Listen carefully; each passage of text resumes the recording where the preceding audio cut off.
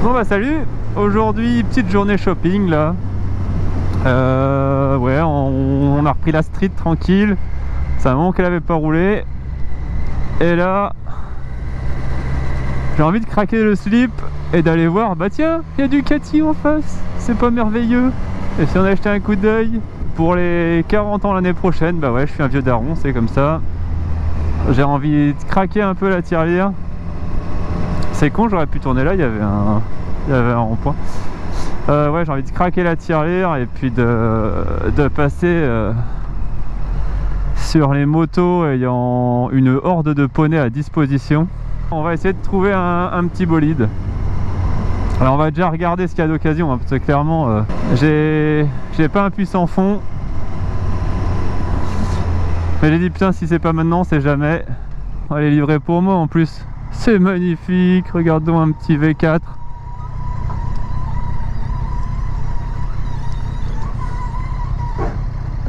Ouais, c'est propre, hein. Oh, puis ça aussi c'est propre. Bon allez, on s'arrête. Bon, clairement je vais chez Ducati Occasion, hein. On regarde même pas le neuf. Parce que j'ai déjà fait les frais du neuf avec la street et plus jamais.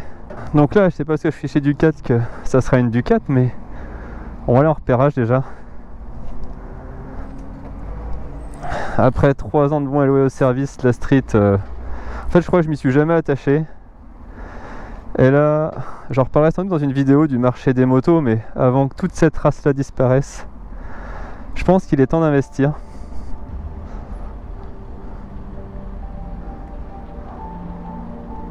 Normalement ça tombe jamais en panne.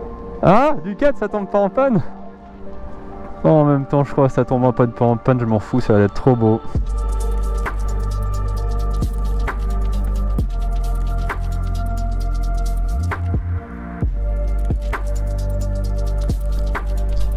Pour remplacer la Street, je cherche des moteurs à caractère, donc soit le V2, soit le V4, ou des moteurs similaires. Le 4 cylindres en ligne me paraît trop linéaire et j'ai vraiment envie d'avoir une moto qui a du répondant. Je monte tout d'abord sur la Panigale V2, dont le moteur de 155 chevaux est bien plus exploitable sur route que celui de la Panigale V4 et ses 210 chevaux. Je suis surpris par l'étroitesse de la moto, les jambes bien repliées sur le réservoir et de la compacité de celle-ci.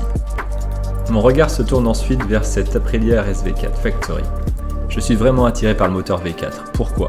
Parce qu'il a un faible encombrement et permet d'avoir une moto étroite, fine et compacte. Parce qu'il permet d'avoir de la puissance et de la longe. Et dernièrement, parce que le son qu'il produit est tel que celui d'une moto GP. Celle-ci était en plus équipée des suspensions pilotées, du silencieux Akrapovic et des ailerons.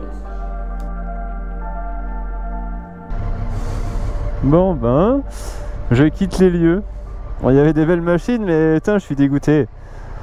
D'où l'importance de bien lire les annonces. Bon, en gros, je vais pas casser le suspense. J'étais venu voir une Panigale V4S de 2018 et un R1 normal de 2020. Et forcément, ils sont pas ici. Ils sont sur les concessions d'Orléans et de Vannes. Bon, Vannes encore, c'est pas très loin de chez moi. Par contre, Orléans, c'est pas la même. Forcément, ils peuvent les rapatrier si tu les achètes cash, direct. J'aurais bien aimé essayer une V4 quand même. Wow, wow, wow. Buongiorno. Enfin, pas buongiorno, ça c'est pas italien, c'est tout allemand. Mais ouais, je suis dégoûté, putain. Du coup, là, je vais aller voir BMW. Bon, en tout cas, chez Ducati, l'accueil c'était pas trop mal, hein. Ça va, il n'y avait pas grand monde, mais au moins quand ils te voient tourner en rond au bout de 10 minutes, on te parle, on te demande ce qu'il y a, on va voir ce qu'on a. C'est clairement là, je chercherais forcément type sportif, donc si tu vas chez BM, à part le S1000 RR, t'as pas grand chose. Ça, j'avais vu l'autre jour. Bon, déjà, c'est un truc qui est moche et qui sert pas à grand chose à part livrer des pizzas. La déco, c'est pas foufou quoi. Hein, allez, on rentre. Bon bah voilà, je viens de ressortir de chez BM. Comme d'hab, à Nantes, faut pas s'attendre à grand chose. Non mais là franchement, putain les mecs, pas un bonjour, rien. T'as le temps de faire 10 fois le tour du magasin qu'ils s'en branlent. Ce qui fait un peu peur, c'est qu'il n'y a pas beaucoup de sportives. Il y avait un M1000 RR tout neuf dedans. Bon après j'ai pas filmé, hein. Il y avait un M1000 RR tout neuf. immatriculé bien sûr. Il y avait une ancienne génération de S1000 RR à vendre.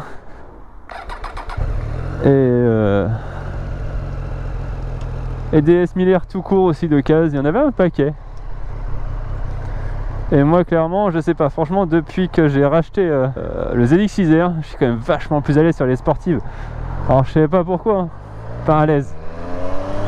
Maintenant je me sens perdu quand je remonte sur un roster.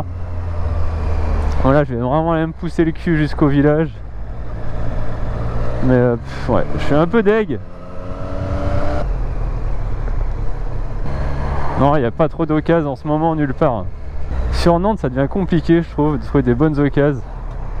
Enfin, je parle en concesse. Hein. Tiens, un copain. Hop, non. En tout cas, là, le but, c'est de faire un peu une vidéo sur la recherche du Graal. J'ai vraiment envie de me faire plaisir. T'as qu'une vie et c'est pas pour ne pas dépenser tes thunes. C'est vraiment pour te faire plaisir. Et j'arrive à un âge où c'est con. Hein. Mais plus tu vieillis, moins t'as la patate, moins t'as le physique aussi, hein, faire de la sportive, hein, t'as beau dire. Mais donc avant qu'il soit trop tard. Bon, on va aller acheter un coup d'œil chez Shiftook. J'ai envie de passer voir Shiftook. Bon là je vais pas la tenir aussi longtemps que ça là. Puis lui il réaccélère le Kodiak de merde là. Putain c'est bon. Au long j'aurais eu 10 sur 10. Oh c'est énorme ça. Les petites jeeps là. Ah il y a l'Alpine.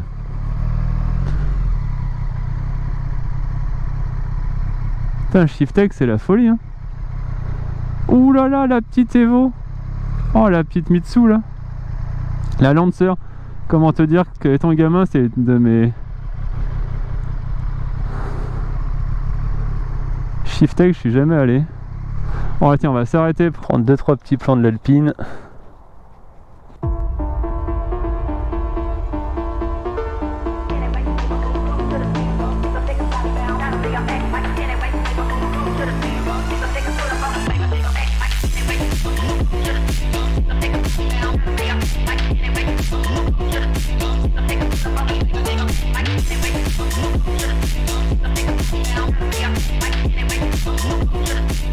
Moi j'ai bien fait de passer chez Shiftook moi. Oh, il y avait quand même des sacrés bolides. Puis de voir l'Alpine, ce que j'avais pas vu aux portes ouvertes l'autre fois. Et l'intérieur de toute la baie moteur là, c'est juste impressionnant. L'usinage des pièces, tout. C'est quand même du beau taf.